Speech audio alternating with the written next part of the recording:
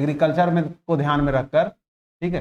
तो इसमें हमने जिन चीज़ों पर चर्चा किया था उसके अतिरिक्त क्या थी, विभिन्न प्रकार के जो यहाँ पर कल्चर का विकास हुआ है, कृषि के कल्चर जिसको हम लोग कह रहे हैं, संस्कृति, कृषि की संस्कृतियां जो हैं उनका विकास हुआ है, कृषि संस्कृतियां जिसको कहते हैं, जिसमें पीसी कल्चर, वीटी कल्चर, इस प्रकार के बहुत सारे कल्चर हैं, ये भी हम आज चर्चा करेंगे। और साथ साथ में विभिन्न क्रांतियां पर भी हम चर्चा करेंगे कि वह कौन कौन सी क्रांतियां हैं, है ना, जो भारत में समान रूप से हुई हैं। इसके लिए कृषि ये उत्पाद को बढ़ावा देने के लिए, कृषि उत्पाद को बढ़ावा देने के लिए, कृषि उत्पाद को ध्यान में रखकर। और तीसरा आंकड़े, ये आंकड़े जो है ना, दो होंगे, एक उत्पादन और वितरण, प्रोडक्शन एंड जो है डिस्ट्रीब्यूशन से, है ना, एक उत्पादन और दूसरा आंकड़े जो आपका होगा वो होगा वितरण से, है ना, ये आपको कवर करना होगा। तो ये प्रोडक्शन, है ना, प्रोडक्शन और डिस्ट्रीब्यूशन, ठीक है, ये दो आंकड़े जो है आपको कवर करना होगा, प्रोडक्शन से और डिस्ट्रीब्यूशन से।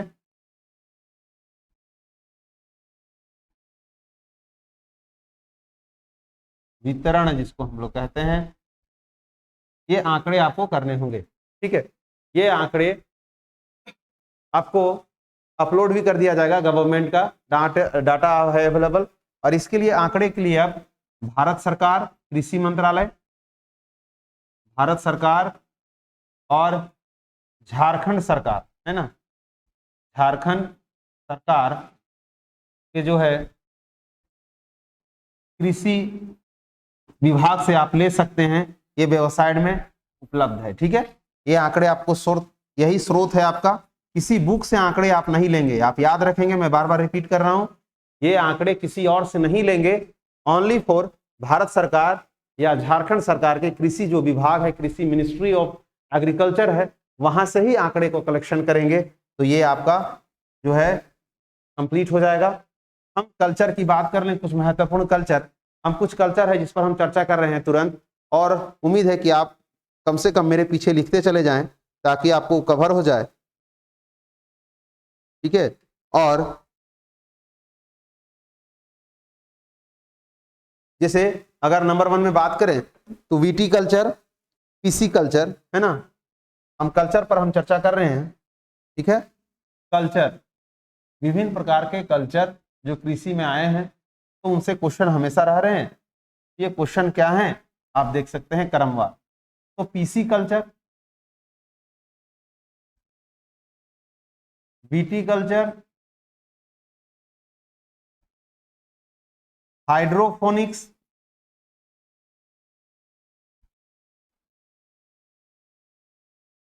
एरोफोनिक्स, इस दोनों से अभी फिलहाल क्वेश्चन पूछे जा रहे हैं क्योंकि ये आधुनिक है। बीटी कल्चर, पीसी कल्चर, ठीक है, हाइड्रोफोनिक्स। इसके अतिरिक्त अगर हम देखें तो अन्य भी कई, जैसे सेरीकल्चर, हॉर्टिकल्चर,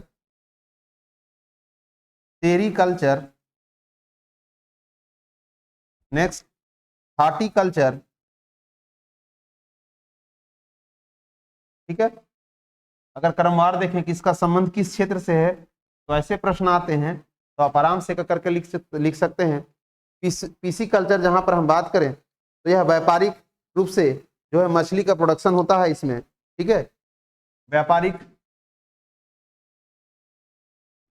व्यापारिक रूप से मछली उत्पादन को बढ़ावा दिया जाता है ना, मछली उत्पादन, व्यापारिक रूप से मछली का उत्पादन, ठीक है। और बीटी कल्चर देखें तो अंगूरों की खेती, है ना, अंगूरों की खेती से है। नेक्स्ट अगर हाइड्रोपोनिक्स की बात करें तो हवा में पौधों को उगाना, वैज्ञानिक तकनीक के माध्यम से हवा में पौधों को उगाने की जो प्रक्रिया है वही कल्चर कहलाता है हाइड्रोपोनिक्स। एरोपोनिक्स की बात करें, सॉरी, जल में, हवा में नहीं, ये माय मिस्टेक, जल में है। और नेक्स्ट है एरोपोनिक्स, जहां पर है हवा में पौधों की खेती, ठीक है। ये आप नेट में सर्च करके देख सकते हैं। हाइड्रोपोनिक्स से कुछ प्लांट्स, एरोपोनिक के प्लांट्स जिसमें बहुत सारे खेती किए जा रहे हैं, जैसे टमाटर, बहुत सारे एग्रीकल्चर हो रहे हैं। तो कुछ महत्वपूर्ण एग्रीकल्चर को हम जिक्र कर रहे हैं, कुछ जो है वेजिटेबल्स के भी किए जा रहे हैं, तो उसमें से हम कुछ का जिक्र कर दे रहे हैं। इन दोनों के माध्यम से कौन कौन सी क्रॉप्स हो रही है सब्जियों की, तो गाजर है ना, गाजर, मूली, टमाटर, आलू जैसे महत्वपूर्ण पौधे भी उगाए जा रहे हैं, याद रखेंगे। इसी पर जो है रिसर्च हुआ था, ठीक है। तो ये आपके पास है। सेरीकल्चर है और हॉर्टिकल्चर, ये दोनों अलग अलग, ठीक है। अगर हम सेरीकल्चर देखें, ठीक है, तो रेशम कीटों का, और हॉर्टिकल्चर देख लें हम तो फलों और फूलों की खेती होती है ना। यहाँ पर सेरीकल्चर मतलब रेशम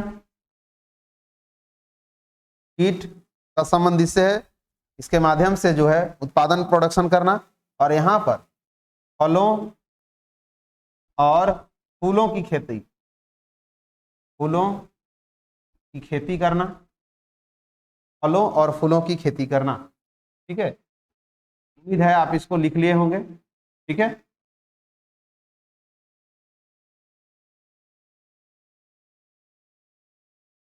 ये है विटीकल्चर, ठीक है। ये है हाइड्रोपोनिक्स, एरोपोनिक्स, सेरीकल्चर, हॉर्टिकल्चर, और यह है पीसी कल्चर, ठीक है। नेक्स्ट हम चर्चा करते हैं सिल्वीकल्चर। एक और है AP culture. AP culture, AP culture का संबंध है मधुमक्खी पालन से, ये क्वेश्चन आया हुआ था पिछले बार। और वर्तमान झारखंड सरकार ने एपी कल्चर के तहत जो है 2 क्षेत्रों को चिन्हित किया है, ताकि एपी कल्चर के तहत जो है एग्रीकल्चर के इस जो है विधि की जो है वृद्धि की जा सके। और इसके लिए 2 क्षेत्र, एक है खूंटी और दूसरा है गिरिडीह, इसको चिन्हित किया गया है। ये करंट अफेयर्स है आपका, कई बार हम करंट अफेयर्स का भी चर्चा करेंगे, आप यही नोट कर लीजिएगा।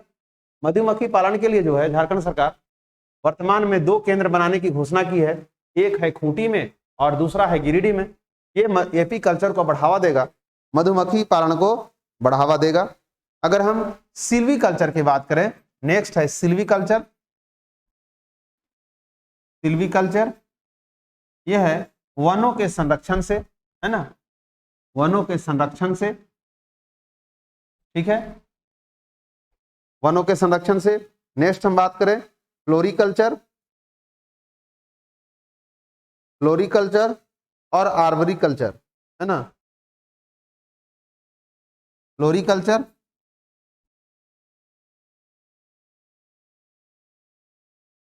नेक्स्ट आर्बरिकल्चर। और आर्बरिकल्चर का संबंध डेंड्रोलॉजी से होता है ना, याद रखेंगे, डेंड्रोलॉजी, डेंड्रोलॉजी से इसका संबंध है, डेंड्रोलॉजी। और इसका संबंध होता है वृक्षों एवं वैसे झाड़ियां वाले वृक्ष जनरली है, झाड़ियों तथा घासों की खेती, ये पशुपालन के लिए किया जाता है ना। इसमें वृद्धि है, करना होता है ताकि अधिक से अधिक मवेशियों में जो है मिल्क प्रोडक्शन को बढ़ाया जा सके, तो इसकी खेती होती है। उसी तरह से फ्लोरिकल्चर, जहां फूलों की खेती होती है, फूलों की खेती का संबंध किस कल्चर से है, फ्लोरिकल्चर से है। यहाँ तक उम्मीद है कि आप लिखे होंगे। कुछ अन्य है जो प्रश्न में कभी ना कभी आए हैं, वो भी हम आपको करवा दे रहे हैं। एक है मैरीकल्चर, है ना, मैरीकल्चर, मैरीकल्चर, इसका संबंध सभी मरीन लाइफ वाले जीवों के लिए होता है, ठीक है, सामुद्रिक जीव, मरीन लाइफ वाले जितने सारे जीव हैं उसके लिए, सामुद्रिक जितने सारे जीव हैं उनके प्रोडक्शन से होता है। इसमें बहुत सारी चीजें आती हैं, ठीक है। नेक्स्ट हम देख लें कुछ अन्य महत्वपूर्ण,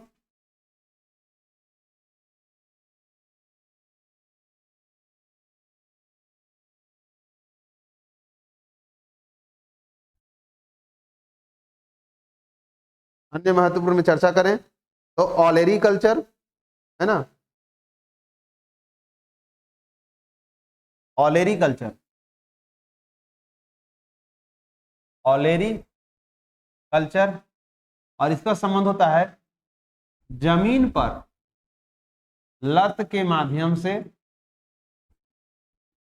लत के माध्यम से फैलने वाले, है ना, जमीन पर जो है लत के माध्यम से फैलने वाले जितने सारे जो है सब्जियां हैं उनकी खेती की जाती है। सब्जियों की खेती जमीन पर जितने लत के माध्यम से फैलते हैं उसको हम लोग कहते हैं ऑलरी कल्चर। नेक्स्ट हम चर्चा करें तो ओलवी कल्चर, है ना, ओलवी, ओलवी कल्चर, ओलवी कल्चर पिछला बार पूछा गया था। इसका संबंध होता है जैतून की खेती से, ठीक है। ये इसको भी किसान सम्मान निधि के तहत मिलने वाले राशि से जो है खेती करने के लिए इसको जोड़ा गया है, और फसल बीमा योजना के तहत किसी किसी प्रदेश में से जैतून की खेती को भी बीमित किया गया है। तो ये इसीलिए करंट अफेयर्स में था और ये क्वेश्चन में उठा के पूछ दिया कि जैतून की खेती का संबंध किस कल्चर से है। तो ऐसे क्वेश्चन तभी आएंगे जब करंट अफेयर से होगा। लास्ट है बर्मी कल्चर, है ना, और मेरी कल्चर।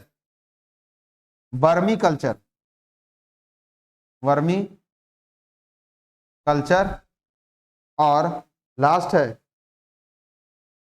मोरी कल्चर, मोरी कल्चर, ठीक है। ये दो महत्वपूर्ण है। जहां पर वर्मी कल्चर हो है केंचुआ खाद के निर्माण को बढ़ावा देता है, केंचुआ के प्रोडक्शन, केंचुआ के उत्पादन, है ना। उसी तरह से मोरी जो कल्चर है ये रेशम कीट को बढ़ावा देता है। ये महत्वपूर्ण है। इतना अगर आप कवर कर लेते हैं तो उम्मीद रखिएगा कि अगर कल्चर से प्रश्न आएगा तो लगभग आपका बन जाएगा। हम आपको पुनः रिपीट करा दे रहे हैं एक बार ताकि आपको याद रह सके इजी वेब में और इसको कवर कर सकें, ठीक है। चलिए हम देखते हैं वर्मी कल्चर, इसका संबंध किससे है? रेशम कीट से। सॉरी, मोरी कल्चर, इसका संबंध किससे है? रेशम कीट से। वर्मी कल्चर है, इसका संबंध किससे है? केंचुआ के उत्पादन से, केंचुआ के खाद्य प्रोडक्शन से। ओलवी कल्चर है, इसका संबंध किससे है? तो जैतून की खेती से है। मैंने कहा जैतून के जो है पौधों हैं, प्लांट्स है, उनको जो है सरकार के द्वारा बीमित फसल के रूप में शामिल कर लिया गया है और इसीलिए पिछला बार ये क्वेश्चन में पूछा गया था। इसको बीमित किया गया था जो है सरकार के द्वारा, और ये इसे कब किया गया है? 2020 में जो है बीमित किया गया है। इसीलिए लॉकडाउन के बाद जो है आपका प्रश्न में ये क्वेश्चन पूछा गया था विगत 2-3 जो है एग्जामिनेशन में। तो ये याद रखेंगे, कहीं ना कहीं ये क्वेश्चन उसी प्रकार से आता है। वर्तमान में वर्मी कल्चर का भी प्रश्न आपसे पूछा जा सकता है क्योंकि भारत सरकार ने नीम लेपित यूरिया, जितने सारे फर्टिलाइजर हैं, खास करके जो इको फ्रेंडली हैं, उनको बढ़ावा देने के लिए, केंचुए के प्रोडक्शन को बढ़ावा देने के लिए भी कार्य कर रही है ताकि जितने सारे फर्टिलाइजर हैं, जो उर्वरक हैं, ठीक है, उनका निर्माण इको फ्रेंडली तरीके से किया जा सके ताकि उनका उससे होने वाला जो क्षतिग्रस्ता की स्थिति है मनुष्यों के स्वास्थ्य पर या जीव जंतुओं के स्वास्थ्य पर, उससे कमी हो। और साथ ही साथ जितने सारे जो सॉइल पॉल्यूशन हो रहे थे, वाटर पॉल्यूशन हो रहा था, इन सभी की क्षति को भी कम किया जा सके। तो केंचुआ के प्रोडक्शन के गवर्नमेंट ने बढ़ावा दी है और इससे जल छाजन, आपको याद होगा जल छाजन कार्यक्रम भारत में चल रहा है जो मनरेगा की ही एक स्कीम है और इसके तहत कई सारे जो है योजनाओं के तहत केंचुआ के प्रोडक्शन को बढ़ावा दिया जा रहा है। साथ ही साथ छोटे से बड़े, छोटे छोटे एनजीओ, एग्रीकल्चर के एनजीओ, ग्रामीण विकास की समितियां, सहकारी समितियां, इनके द्वारा भी केंचुआ के प्रोडक्शन को जो है बढ़ावा मिला है। तो ये याद रखेंगे आप कि केंचुआ प्रोडक्शन का संबंध किससे है? वर्मी कल्चर से है, याद रखेंगे।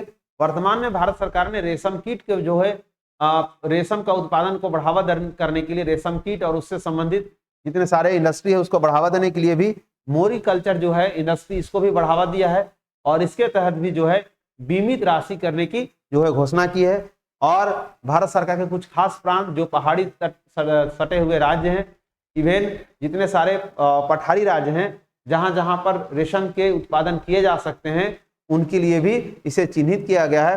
अगर हम कुछ राज्यों की श्रेणी में बात करें तो जो है उत्तराखंड, हिमाचल प्रदेश, आई रिपीट उत्तराखंड, हिमाचल प्रदेश से लेकर झारखंड के साथ साथ छत्तीसगढ़ और उड़ीसा के भी कई सारे प्रांत इसमें चिन्हित किए गए हैं, तो ये आप याद रखेंगे। साउथ में अगर बात करें तो कर्नाटका और तमिलनाडु जैसे राज्य भी इसके लिए केंचुआ के रेशम कीट के प्रोडक्शन के लिए जो है आवश्यक क्षेत्र के रूप में चिन्हित किए गए हैं, ताकि वहां पर भी जो है इसकी खेती की जा सके। जबकि पुरातन काल में गुजरात और राजस्थान जैसे क्षेत्रों में रेशम कीट का प्रोडक्शन पहले से भी किया जा रहा है, राजस्थान भी इसमें महत्वपूर्ण है, तो ये आपको याद रखना है। आगे हम अगर चर्चा करें ओलेरी कल्चर, तो जमीन पर जितने सारे लत के माध्यम से फैलने वाले सब्जी हैं, जिसमें बहुत सारे हैं, पंपकिन से लेकर जो है और भी बहुत सारे है ना, लौकी हैं, सॉरी पंपकिन है, अब उसके बाद करेला है, झींगी है, बहुत सारे ऐसे जो है छोटे छोटे लत वाले जो है सब्जी है वो इसमें आता है। नेक्स्ट है मेरीकल्चर की अगर बात करें तो ये सामुद्रिक जीव है। आपको हमने कहा था जब हम कोरल रीफ्स पढ़ रहे थे तो हमने कहा था कि संपूर्ण विश्व का जो है लगभग 20% से अधिक है ना अकेले, लगभग 20% से अधिक अकेले जो है बायोडाइवर्सिटी जितने सारे हैं उनका केवल खाद्य और उससे संबंधित जीव के लिए आवश्यक जो है हो जाता है कोरल रीफ्स, ठीक है। उनके जीवन उसी पर जो है आधारित होता है, उनके विकास पर आधारित होता है, और इस तरीके से उनका भी कंजर्वेशन के लिए स्पेशल जो है योजना चलाई जा रही है। तो सामुद्रिक जीव में यहाँ पर कोरल रीफ्स जैसे भी जीव इसके अंतर्गत आएंगे, और ये मैरीकल्चर में इसको शामिल किया जाता है। अर्बरी कल्चर की बात करें जिसका संबंध डेंड्रोलॉजी से होता है, घासों के अध्ययन से होता है। तो भारत में एग्रीकल्चर के तहत आपसे पूछा जा सकता है एक और चीज होता है एनिमल हस्बेंड्री, जहां पर आपको पढ़ने होंगे, खुद से सेल्फ वर्क कर लीजिएगा। कुछ इसमें महत्वपूर्ण चीजें क्या हैं आप याद रखेंगे, हम यहाँ पर लिख दे रहे हैं। कुछ महत्वपूर्ण पालतू पशु जो दूध देते हैं, कुछ मांस देते हैं ना, तो जैसे अगर दूध देने वाले में बात करें तो गाय, बकरी है ना, ऊंट, भैंस, ठीक है, और भेड़, इन सभी के दूध के जो है बटर बनाए जाते हैं। इतना सभी दूध का जो है प्रोडक्शन इंडिया के करता है, और इन सभी के लिए दृष्टिकोण इंपॉर्टेंट ये हो जाता है कि इनका प्रोडक्शन कौन कौन सा स्टेट करता है, ये आप इसमें कलेक्ट कर लेंगे। साथ ही साथ इनके बकरी जिसका मांस खाया जाता है तो उसके नाम क्या है, ये नाम भी अलग कर लेंगे। जैसे अगर गाय की बात करें तो बोविनो, बकरे का मांस का बात करें तो मीट, ऊंट का बात करें इसका हो जाता है आपका ये आपका बीफ, भैंस का बात करें तो बोविनो, भेड़ का बात करें तो मटन, ठीक है। इस प्रकार से आपसे प्रश्न आ सकता है, और पिछले दिन एग्जाम में देखने को मिला है कि कई बार आपके मीट से भी प्रश्न पूछा जा रहा है, एनिमल हस्बेंड्री के हिसाब में आ रहे हैं। इसमें दूध देने वाली नस्ल, गाय की सर्वोत्तम नस्ल इंडिया की कौन है, बकरी की सर्वोत्तम जैसे शाहीमान पश्मीना जो है बकरी की सबसे बड़ी नस्ल है, उसी तरह से गाय के साहीवाल है ना, और इस तरह से और भी है जर्सी जो महत्वपूर्ण गाय की नस्ल है ना। बात कर रहे हैं तो भैंस में सबसे बड़ी नस्ल जो है मुर्रा है, ठीक है। भेड़ की भी कौन सी नस्ल है, तो इसमें पश्मीना, एक भेड़ की नस्ल है पश्मीना, जिसका जो है बाल से सर्वाधिक जो है कीमती बाल माना जाता है पश्मीना, और इसके शॉल वगैरह बनाए जाते हैं, ठीक है। तो इंपॉर्टेंट है। तो कुछ महत्वपूर्ण जिस पर हम चर्चा किए तो उस प्रकार से आपको खुद से सेल्फ वर्क कर लेना है, ठीक है, क्योंकि यहां से भी एक आध प्रश्न होने की संभावना होगी और आप उस समय कहेंगे कि ये क्लियर नहीं हुआ है, तो आपको यहाँ पर बता दी जा रही है, ये सेल्फ वर्क कर लेंगे, आपका ये होमवर्क है, ठीक है। अब इनके प्रोडक्शन, इनके दूधों का प्रोडक्शन बढ़ाने के लिए, इनके डेवलपमेंट को बढ़ाने के लिए डेंड्रोलॉजी है ना, जिसका संबंध होता है घासों का अध्ययन से बायोलॉजी में अगर बात करें तो, और अर्बरी कल्चर, अगर कृषि के चैप्टर में बात करें तो अर्बरी कल्चर जो है सीक्वेंस इसका होता है, और इसका संबंध होता है घासों और झाड़ियों की खेती से, ताकि वैसे झाड़ी और घासों की जो है डेवलपमेंट ज्यादा किया जा सके जो अधिक पौष्टिक और गुणकारी हो, और ऐसे मवेशियों के लिए दूध और मांस के लिए आवश्यक हो जाते हो, ठीक है। हम आगे चर्चा करते हैं, ठीक है। फ्लोरिकल्चर, फूलों की खेती, तो आपको नॉर्मल याद रखना है। पिछला बार जो क्वेश्चन था कि भारत में फूलों की खेती सर्वाधिक किस राज्य में की जाती है, तो आंकड़े, आपको आंकड़े से क्वेश्चन आ सकते हैं, तो आपको याद रखना है कि फूलों की खेती सबसे अधिक जो है ना दून की घाटी में की जाती है। कहाँ की जाती है, दून की घाटी में की जाती है, ठीक है। तो दून की घाटी वाले कौन राज्य हैं, तो आपको याद रखना है कि उत्तराखंड है कि हिमाचल प्रदेश है। इस प्रकार से आपको क्रमवाइज इसमें आंकड़े से क्वेश्चन आएंगे। और फूलों की खेती का जो है इंटरनेशनल जो है ट्रेडिंग होता है, भारत फूलों की खेती का अंतर्राष्ट्रीय व्यापार करता है। और इस दृष्टिकोण से पिछले साल जो है कि फूलों की खेती का व्यापार जो ठप पड़ा था, इस बार फूलों की खेती के व्यापार में इजाफा हुआ है। ये आंकड़े में आए हैं द हिंदू में, अगर जो स्टडी कर रहे हैं रेगुलर न्यूज़पेपर का उनको पता होगा। और फूलों की खेती में इतना डेवलपमेंट हुआ है भारत में कि भारत के फूल जो है यूरोपियन यूनियन वाले कंट्रीज है ना, यूरोपियन देश में भी पहुंचाए जा रहे हैं, है ना, वायु परिवहन के माध्यम से। तो याद रखना है ये भी, ठीक है। यानी यहां से भी क्वेश्चन उठाने की संभावना है। सिल्वीकल्चर वनों के कंजर्वेशन, संरक्षण खास करके, और संवर्धन, इनके विकास से भी रिलेटेड, यहाँ पर संवर्धन भी इसमें आ जाएगा, है ना, संवर्धन भी साथ में आ जाएगा। संवर्धन का भी संबंध किससे है? सिल्वीकल्चर से। ये पिछला वर्ग का क्वेश्चन था। एपी कल्चर, मधुमक्खी पालन मैंने कहा, और मैं आंकड़ा भी लिख चुका हूं कि एपी कल्चर को बढ़ावा करने के लिए केंद्र सरकार के साथ साथ राज्य सरकारों के भी द्वारा प्रयास किए जा रहे हैं, और उन प्रयासों में झारखंड सरकार का भी नाम अहम है, ठीक है। अब हम आगे बढ़ते हैं। आगे हम अगर देखते हैं तो आपका हॉर्टिकल्चर, हॉर्टिकल्चर जहां फलों और फूलों की खेती को बढ़ावा दिया जाता है ना, संपूर्ण भारत में